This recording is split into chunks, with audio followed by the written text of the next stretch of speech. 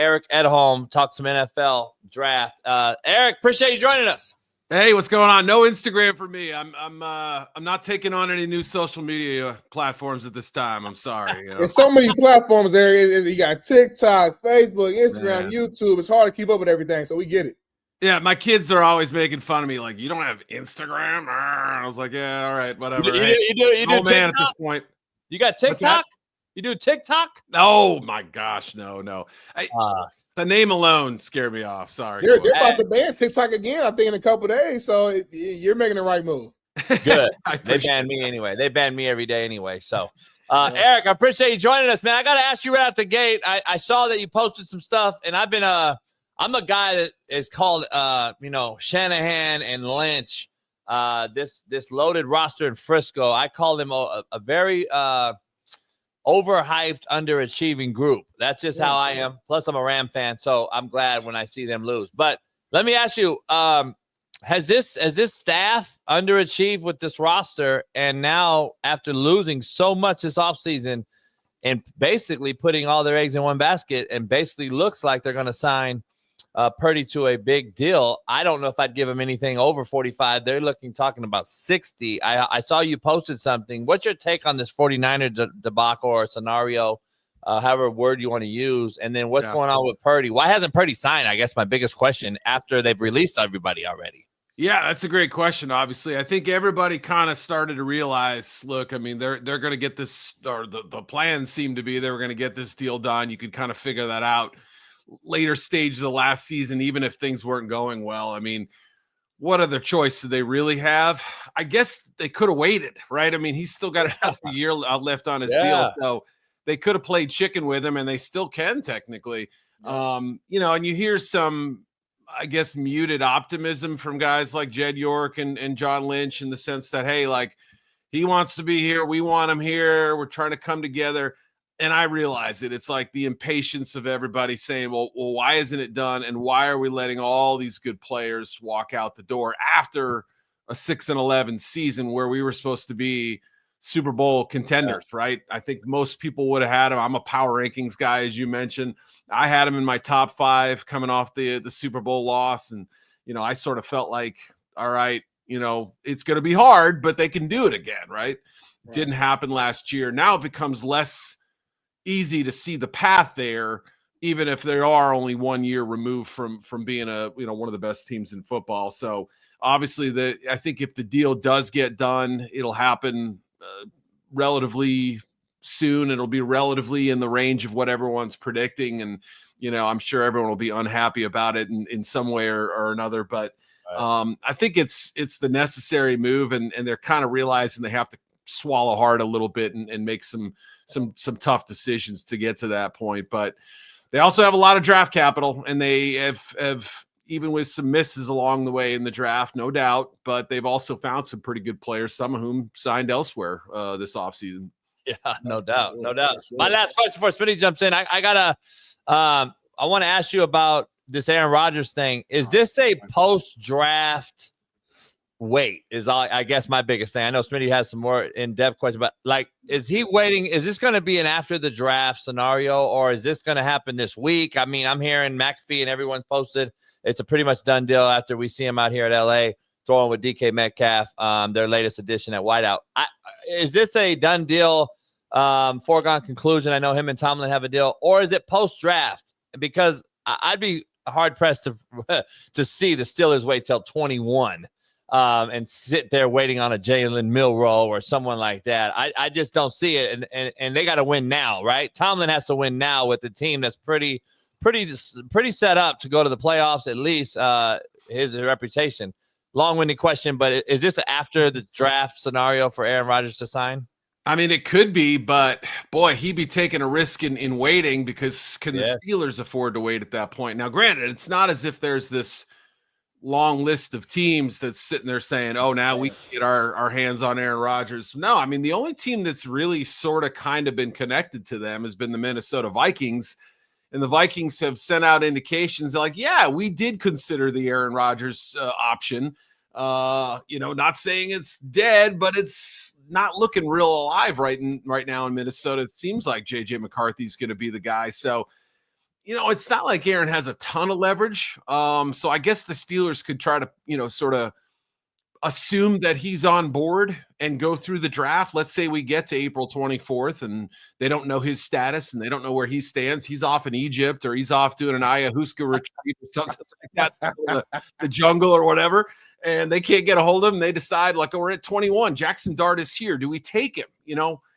Those are the decisions they're going to have to make in real time. I don't know if that's going to end up happening. Maybe, heck, there's been some smoke that maybe the Jets could take Dart at 7, or, Shedeur Sanders could go there too, or whatever. I mean, there are a lot of unknowns right now with the quarterback situations. I think everybody is a little bit down on the class as a whole, but I think there's also a belief that one of these guys could turn out to be a gem. And so I suspect it would probably get done at some point, but before the draft. And I haven't checked the schedule, but apparently there's going to be a Pat McAfee show in Pittsburgh. People are kind of making connections. Maybe drop then. I have to look and see when that is, but I believe it's before the draft. So who knows? I mean, I really don't know what the answer is going to be, but the breadcrumbs seem to kind of lead in a trail towards him ending in Pittsburgh at some point.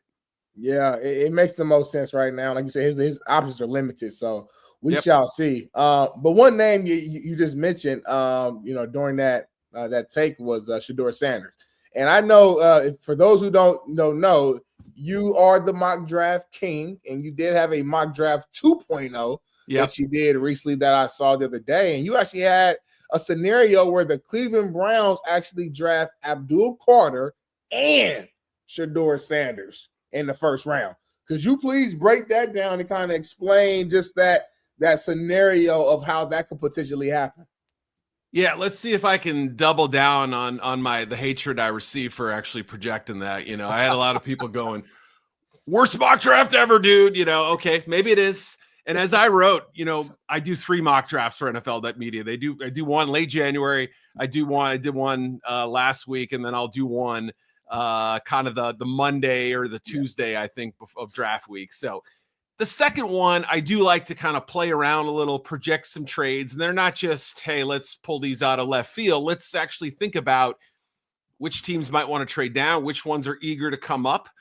How do we find that marriage? And if the Browns can find a way to have their cake and eat it too, and that would be getting another edge rusher to pair with Myles Garrett. They managed to keep him. Huge offseason victory. They were looking like the 32nd ranked team in a lot of ways, just from vibes alone, right? I mean, coming off last season and their awful quarterback situation, Garrett wanting a trade. That's one thing you crossed off the list. Probably still need another bit of help there. I think they would entertain the idea of Travis Hunter too, especially because he could play 2 positions they probably could use help at. I mean, corner less so, but wide receiver for sure. I still think Carter would be the option at 2 if I had to, sort of put my name behind it right now. Yeah. But then the question becomes, how far does Sanders slide? Do the Giants pass on him at 3? Do the Jets pass on him at 7? Do the Saints pass on him at 9? Is there another team along the way? Look, I know the Indianapolis Colts have said that their plan is to go into camp with Daniel Jones and Anthony Richardson splitting snaps. Maybe that works. Maybe it doesn't. I see the facepalm. I fear you. I'm from Indianapolis, so I'm a Colts fan. So I'm okay. I didn't mean to open some wounds there, man. I'm saying, man. But there are some spots where you could at least entertain the idea. Pittsburgh, we obviously mentioned as a possibility too. So they have to navigate the Browns and any other team who likes Shedeur, and they have to figure out where is a good landing spot where we don't have to give up the farm and also secure a guy who I believe, if you watch Shedeur's game and you watch the successful quarterbacks in Kevin Stefanski's system, are a pretty good match.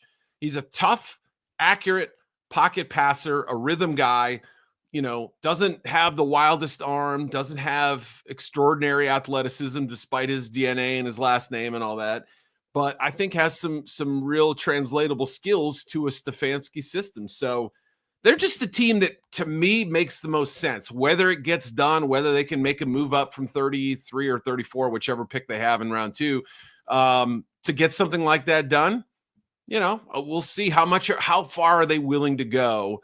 And are they willing to possibly trade up into the top 10 to do so? That's where I kind of picked a spot in between the top 10 and then, some of those later teams like Pittsburgh, who might be quarterback needy teams.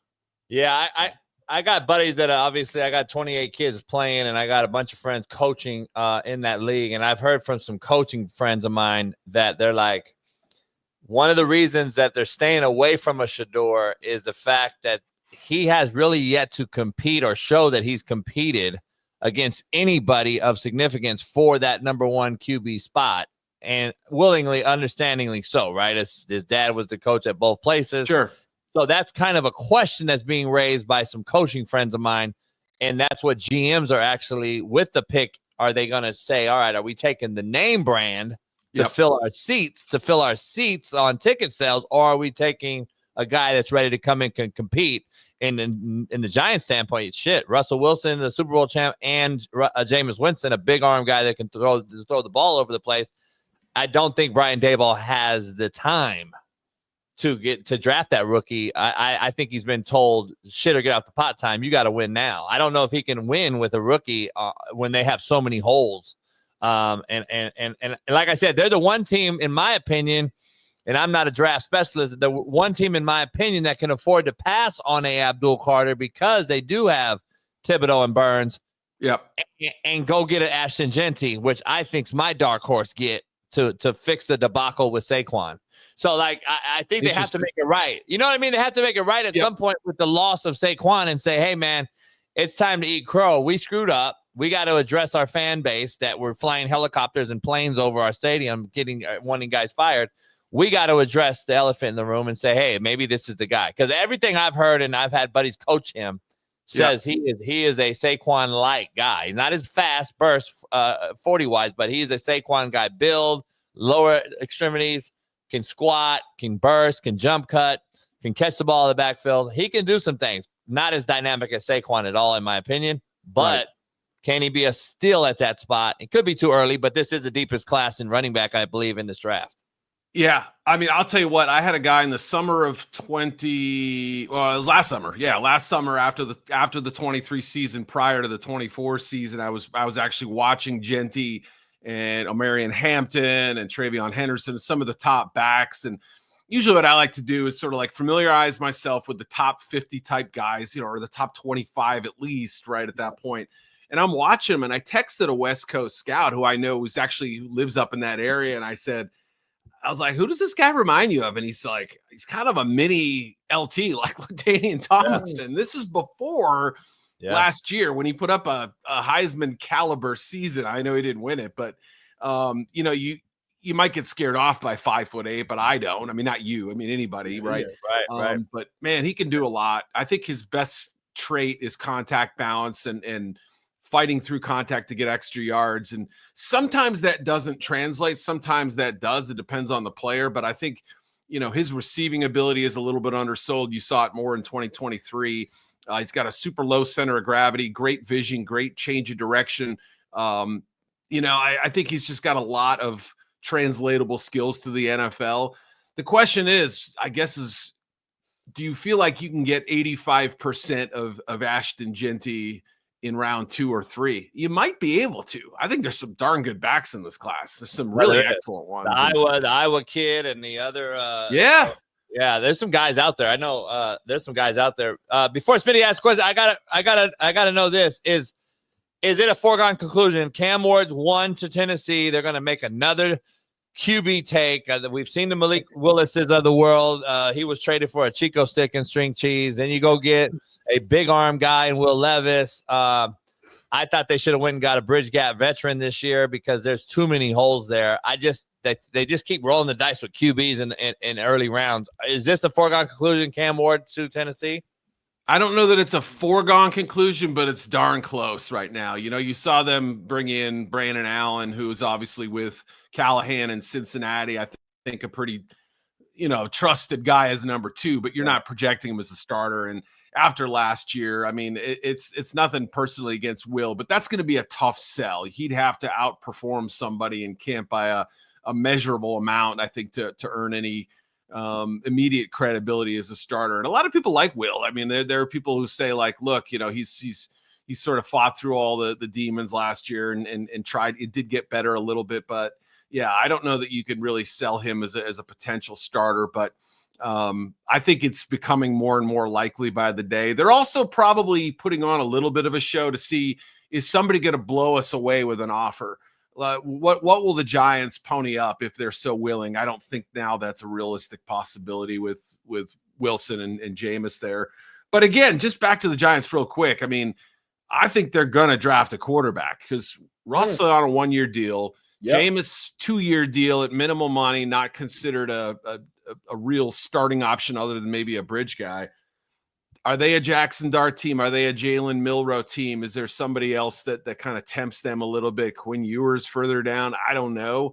I think you'll see them kind of take some, maybe not the full Monty towards quarterback, but they're going to take somebody in this draft at that position. I just don't think it's going to be at 3. And yeah, I don't know. This is a really interesting draft. It's not the best draft, but the fascination of it, I think that level is pretty high for dorks like me who like to dig into the nitty gritty on this stuff. No, it is. I agree with you. Yeah. It is. There's so many different options, and it never goes exactly how any of us, think right. Think it will. It's always a last minute trade, and someone sneaks into the first round that we didn't expect. I want to ask you specifically about the receivers in this draft. Is there, I guess, if I put you on the spot, who would you say will be the first receiver you think that'll go off the board? Are you thinking I think it's down to 2 guys, and it's going to depend on which team sort of pulls the trigger. It's not a great year at receiver. We've been kind of blessed with riches, I would say, in recent years. Probably 8 of the last 10 years we've had terrific classes of wide receiver. This year just doesn't match up. In my opinion, there are enough questions with each of the top guys. Teteroy McMillan from Arizona is a fascinating guy because he does sort of fit that Mike Evans, Drake London body size. The 40 time at his workout was good enough for his size, mid 4.5s. That's what you're looking for. I mean, Mike Evans is a 4.3 guy. Drake London, I think, was maybe 4.51, something like that. So he checked enough boxes where I think there's a good chance he's the first receiver. I would sort of put it at like 65-35. But Matthew Golden from Texas, it's funny because I don't think anyone truly views him as a number 1, but I think they view him as an excellent Robin to a Batman. I guess, well, there are a lot of teams that have those strong duos, but you'd love to sort of pair him up with maybe a little bit more of a physical or bigger bodied guy. But for a 4.29 40 guy, you didn't see him running, 9 routes and 7s and all the deep shots that you'd expect. He kind of ran like a little bit of a Brandon Cooksey route tree, some short stuff, some intermediate stuff, and then the occasional deep route as well. But with that speed, and I think the right situation, whether it's a Green Bay or a Dallas or wherever, he could be a quality deep threat in this league. And I have seen him track deep balls and do a pretty good job on it. So those are the 2 that I feel like have the best shot to be the first receiver taken. And again, maybe it's 60-40, 65-35, but I would say McMillan has maybe a few more routes to be the first one taken. It's hard to say, though. And I think Luther Burden, Emeka Egbuka, Jaden Higgins, guys like that, there's a lot of intrigue and volatility to their draft status where they could go, but they're more of that second tier, I believe. Yeah, I'll go back. The Giants are the fascinating one we keep going back to at 3. There is no Joe Alt. Like, there's no big-time tackle in this draft, in my opinion, that's going to change something. So I do think this is the worst QB draft in my lifetime. I'm going to stand on it. But having said that, like, there's no big-time tackle. We got pass rushers, a lot of them. We got a lot of running backs. Not as good as wideouts. Yeah, you've said it. So, like, what do you do if you're Brian Daboll, though, on basically a lame duck deal? Like, this is it for him and the GM, in my opinion, especially after Hard Knocks and the Saquon deal. Where are you at with this Giants roster? Like, what holes are needed to be filled ASAP? Because I agree that Ashton Jeanty thing's a long shot. I do believe you, and they'll take a quarterback over Ashton Jeanty. But to my point, the O-line is horrific still. Like, it doesn't matter who they bring in at QB or running back. They got so many holes How do you fix that in this draft? Yeah, I think what they feel like is, John Runyon's going to help, and they've made little, they expect more from Schmitz in his now, I guess, third year, excuse me. Andrew Thomas, one of the better left tackles when he's healthy. So I think there's a little bit of hope that group kind of holds up. I'm with you though. I feel like they still need help, especially at right guard, right tackle. I think those are the spots that they would probably most likely target. And of course, when we have this discussion about the best receiver a second ago, I mean, Travis Hunter is some team's number one receiver as well as right. being a corner. I've actually heard more receiver buzz lately than I have corner. It depends on which team you talk to. I don't know how the Giants specifically feel about Hunter, but he crosses off a lot of boxes, right? I mean, he could be, well, I mean, I guess Malik Neighbors would be their best receiver, but he could be a starting receiver or a starting cornerback on this team. They've lost some guys this offseason, Adore and things like that. So Paulson Adebo, Deion Banks, probably going to be your outside receivers or your outside corners, excuse me. But he could help there. Maybe he's in your red zone package as a defender, and you use him as a mostly full-time receiver when they go 3 and 4 wide and things like that. So you have a player who's able to impact two different positions, maybe not the most glaring biggest need, but certainly two needs that I think are pretty big. And now you have Neighbors, Tyrone Tracy, who's a good player last year, I thought, for them. They brought back Darius Slayton. I like Wan'Dale Robinson as a slot receiver. I think he's a good little player. And you add Hunter to that receiver mix. And, look, if there's one thing Russ can do, it's sling the deep ball. And that might end up being what they do. And I'll be fascinated to see what plan B is, what the next phase of their operation is if they do take Hunter. How do they attack the O-line? How do they add more help in other spots as well? Let me ask you something regard to this. If I were to tell you that they should draft, if I'm their GM, I'm drafting Carter and I'm trading Burns and that money for some assets. I already got Thibodeau. I'm going to go get now a younger cat that I don't have to pay big money to as a rookie on a rookie deal, even though it's first round money he'll get. But as far as a rookie deal, and then get rid of that Burns contract and go get me a couple things. I know people would take that. Is there any scenario and you take best option available, which would be Abdul Carter, in my opinion, at that spot? But they don't need D-line like that either. So I'm just trying to weigh it out. Yeah, it's a great question. Let's say Cleveland throws us a curveball at number 2 or doesn't take Carter. Let's just say that. Let's say it goes Ward, Hunter, or a quarterback for that matter. And then the Giants are sitting there going, okay. Do we supplement what is technically a team strength right now and hope to make that kind of a move, trading Burns or whatever, or even possibly trading Thibodeau? Maybe you get more value because of his contract and because of his age. I don't know. Again, we're just kind of throwing some stuff out there, right? It's possible they just say, look, he's too good to pass up. Maybe the Jeanty option is the surprise out of nowhere pick or something like that. But in that scenario, I think if you're Joe Schoen, as much pressure as you're feeling right now to win now and be good now, you're still getting a player in Abdul Carter who I think could be absolutely special, who can absolutely impact the defense right away. And you can find ways to get all these guys on the field if you are sort of stuck with them. You can never have enough pass rushers. You hear that all the time in the league, and I believe it to be true. I think when you have an army of rushers, just look at the Eagles, right? They're a good example of that. Then you can have pretty good success defensively. So I would think that's the way they would go. If Carter was still there at 3, I don't think they'd let him get to New England at 4. I think they would probably take him.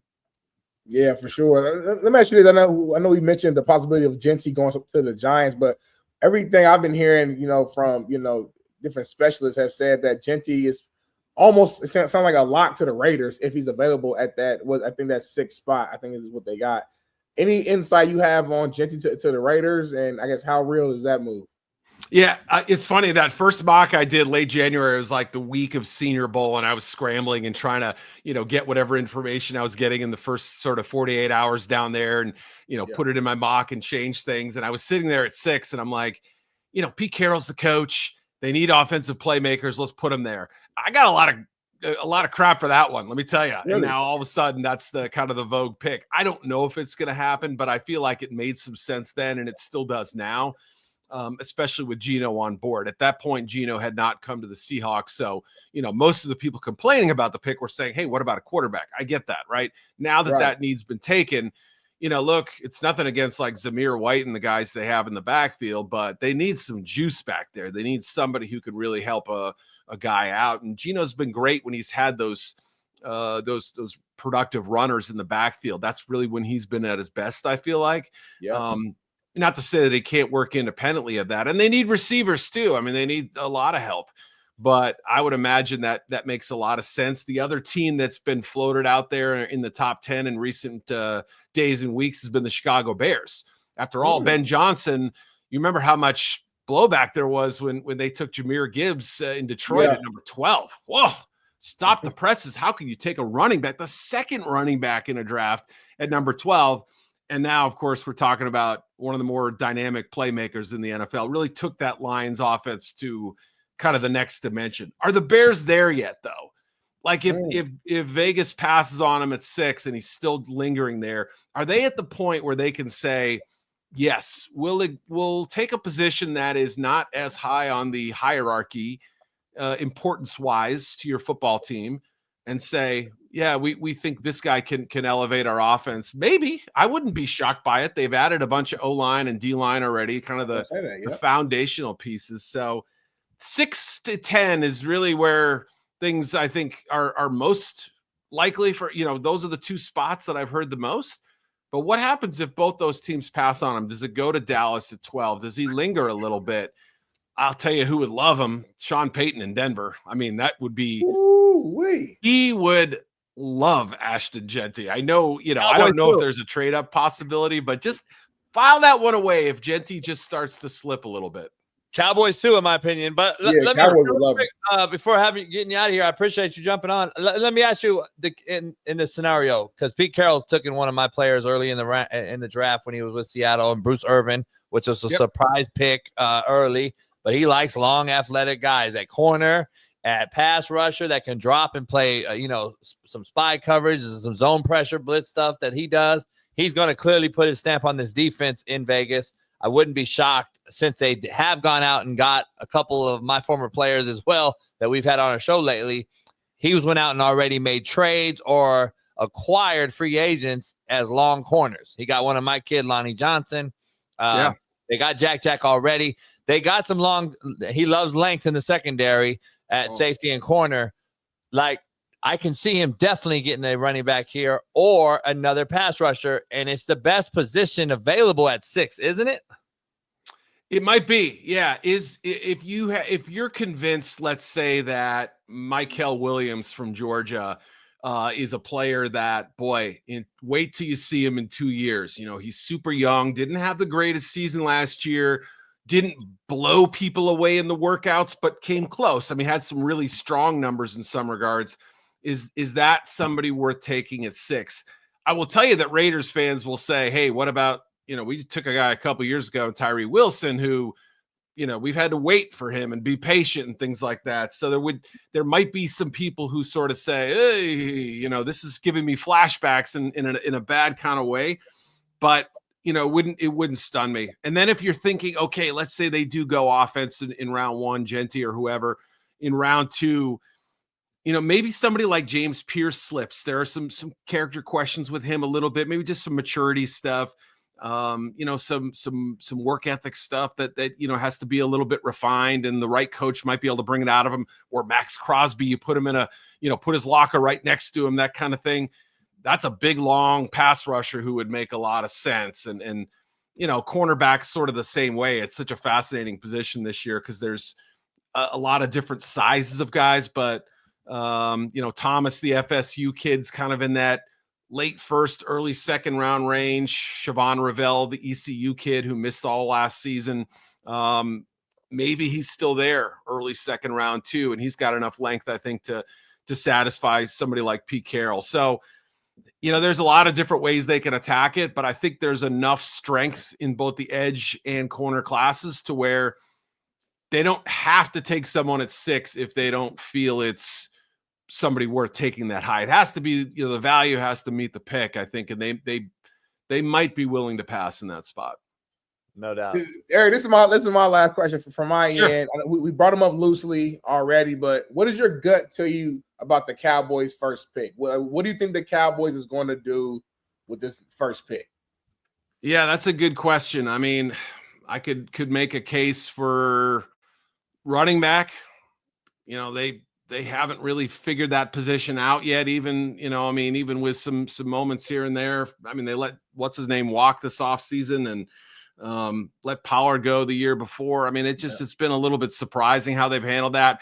And Brian Schottenheimer, he's a run guy. I mean, he likes the run game. That really kind of is the foundation of his offense. So you have to consider that as a possibility. But do they wait till round 2? You always want to set up a new head coach with somebody who's going to, help the guy out, obviously. So I know that the front office is obviously doing its own scouting sort of view of what they need for the team. And like a couple of years ago when Mazi Smith was the pick, I think people kind of went, is that really the best pick? And so, another pass rusher, again, they haven't figured out the Micah deal yet. I think it will happen, but you got to protect, losing Lawrence, obviously this offseason too. Yep. And just for the future as well. I could see O-line being a possibility. Never rule that one out for them. D-line, O-line, running back, wide receiver would be an option too. Those are the positions that at least on the surface make some sense. So it sounds like the Cowboys, they need a lot of help is what it sounds like. Yeah. Or could go in a lot of directions if you're a glass half full guy. But yeah, I think you're onto something. Hey, Eric, we got before you get out of here, one of our weekly guests, Super Bowl champ, Shaun King joins us. And my man, I love Shaun. He's now Jameis Winston's agent. He's Jameis Winston's agent. I don't know if you knew this or not. He's become Jameis Winston's agent, basically shopping him to every team as a starter. And so before I let him ask you a question, get you out of here, I appreciate you greatly. Does Micah get 42 million in your opinion? No. For sure. I think he probably should. I think he's a phenomenal football player, and I'd hate to lose him. Let's put it that way. I mean, highest paid non-quarterback, absolutely. And whatever that number is, I think it's somewhere right at north of 40 there. But yeah, that would have to be the number I think that gets it done. So, Shaun, how you doing, man? Everything good? I'm good. How you been, man? I couldn't not say what's up to my guy. What's going on, brother? You don't even know you. This is the home stretch, man. This is our time of year. I know you love it. I love it, and just can't wait to get till the end of the month here. Hey, I worked with Eric for a couple of years, guys, and I dabbled in the mock draft market, and Yahoo would get mad with me because I would not put out a mock draft that I didn't agree with. This is what I would do. They would get. I'm not putting nothing out there, my name on it, trying to presume I don't blame you. what Smitty is going to draft it for. No, I'm telling y'all, based on my evaluation, this is what I think they should do. It's hard not to do that, right? You sit there and say, why in the world would they take this guy? But I'm here and this is what could happen. So I always say it. I would love to do 2 different mock drafts. Here's what I think is going to happen, and here's what should happen, or here's what I would do if I was in that spot. And that's a fun exercise. I've done something like that before, but it gets a little confusing for people. So Eric, before you go, I've just got done doing my offensive line tape for a second time. Yep. And I was going to, I didn't know you were on today, but I was going to tell JB and Smitty, I am going to predict that Ohio State left tackle Josh Simmons is drafted in the top 15. He's that good. If he's cleared health-wise, had he not had that injury, it really affected 2 different players, him and Donovan Jackson in different ways, but up and down. But had he not gotten hurt, I think he absolutely had a great chance to be offensive tackle 1. Now, whether that would have been the 4th pick with the Patriots or whatever, I don't know. But I think you're on to something here. And even if he's not, let's say he's the 3rd blocker taken. If you say that Will Campbell or Armand Membu could go 1st and 2nd, I wouldn't argue with that. There are a couple teams to watch for Kelvin Banks, who I think like him and possibly could take him, but maybe as a guard. But I wouldn't be shocked at all, especially this year, Shaun. You've seen like the lack of blue chip talent. I know we got, Travis Hunter. I know we got Abdul Carter, but the top 10 doesn't feel like a typical top 10 to me. So you're going to see players who have some second round grades for teams go in the top 15. I know my prediction is the Bears go Josh Simmons at 10.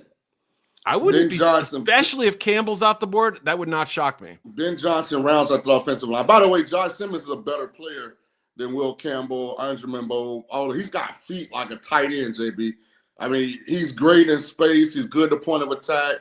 And I just think with the technology and the science that guys have access to rehab these injuries, I wouldn't let a guy being injured deter me from selecting what I know is the best film. Right. That makes sense. That definitely makes sense, Shaun. One thing I want to bring up too, because you hopped on a few minutes after this, I asked Eric his thoughts on the receivers as far as who will be the first receiver to come off the board. And it sounds like, Eric, you were leaning a little bit more towards T-Mac McMillan being the first receiver off the board. Shaun, I know you disagree with that, right? You have Matthew. I was listening. Matthew Golden is the best wide receiver in the draft, hands down. The only reason Matthew Golden is not being talked about as a top 5 pick is because he measured like 5'11", 190 or something. And teams are a little hesitant because of the frame. Because even what's Chase, 6 foot, 215 something, like Chase bigger. But I'm just telling you, Matthew Golden is box office. And the reason he doesn't have dynamic down the field tape is because he was playing with a pop-top arm quarterback in Quinn Ewers, who is undraftable in my opinion. Quinn can't throw the ball from JB cigar room to the grill in the back. Undraftable. Yeah, like that's why you don't see it, because he can't push the ball down the field. I mean, Brock Purdy can't push the ball down the field that much, but he found his way. That's why Brock Purdy went the 7th round. About to get paid too. I think you're onto something with Golden there. Just if you look at the way they used him, it was like, man, a lot of digs, a lot of, it was like, wow, when are we going to see the deep route? You did see him occasionally, but the other thing about Golden too that I've learned in recent weeks, just talking to people, he has killed it in the interview process. He is a clean prospect from a character standpoint. Yep. There's always some question about receivers and are they divas and all this stuff. Like I've heard a lot of people say, I've heard it about T-Mac. I haven't heard as much about T-Mac. I know he's a little bit of a quiet guy, and there was some uproar about the social media video he put out with like, I don't watch film and I don't love football and all that. I've heard players say versions of that before, and we come to find out it's not as bad as it sounds and all that. So hey, here's where me and JB are in a different category than most people attached to football. Hey, Shaun, you got this man been on here for a fucking hour, by the way. So make sure this is the last. I don't want to hold him. So go ahead. He's hungry. He got to pee. Tell you everything. All right. Good to see you, Eric. Love you. Good to see you guys. All right, Eric. Hey, Eric, I appreciate you, brother. We'll have to do it again. I'd love to, man. See you fellas. Enjoy the run up to the draft.